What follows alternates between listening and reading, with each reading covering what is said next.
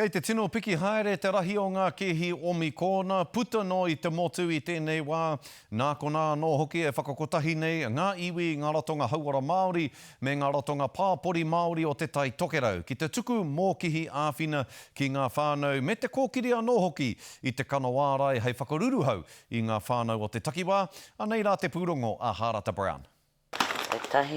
E whakarite ana i ngā kohikohinga, hei tuku ki ngā mema o te iwi. Hāpaitia a mātou whanaunga, ina pēr ka tai atu ki a rātou te uruta, ko te mate o te uruta, i roti o tā rātou whare.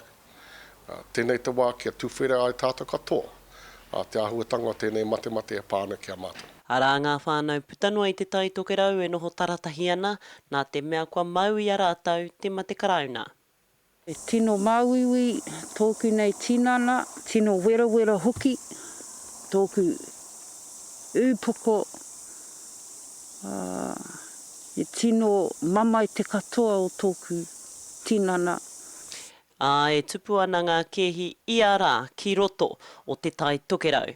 Ko i rā te take e whakarite hoki nei tēnei o ngā iwi o te tonga o te rohe a Ngāti Wai. Nā te nui o enei o ngā kehi o te mate COVID-19, kātahi a te poari o Ngāti Wai timata te awhi i ngā hauora Māori. I te poari hauora o te tai tokerau o tira ngā rata, i te mea nā te rahi me te nui o ngā whānau e noho kōpani ana. Pēnei nā, i tino pairau atu te whakaaro me te awhi mai i tō tātou nei poari o Ngāti Wai.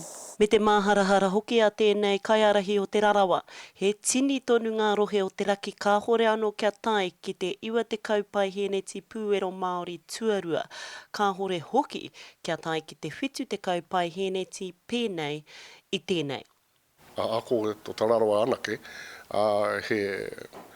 he wahanga o ngā whānau, e kore ai a rātou e whakaitia ki te vaccination ne. Aha ko tēnā, ina pēr ka tai atu ki a rātou tēnei mate, te uruta, ka tātou anō e ho atu ki a rātou te hāpaitanga. Anei anō tā tātou momo pauaka mā takitaki.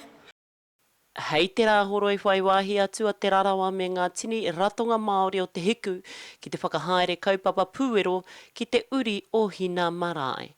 Harata Brown, Te Kariri.